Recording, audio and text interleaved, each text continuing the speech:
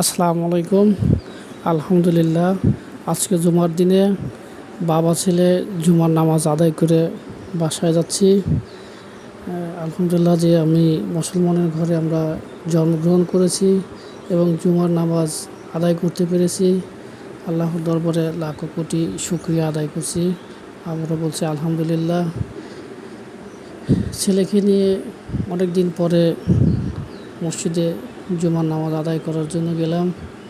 ছেলে অনেক খুশি বাবার সাথে নামাজ পড়তে গিয়ে, সে অনেকটাই আনন্দিত।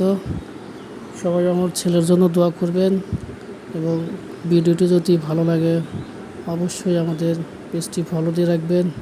আর হ্যাঁ, লাইক কমেন্ট এবং শেয়ার করতে ভুলবেন না।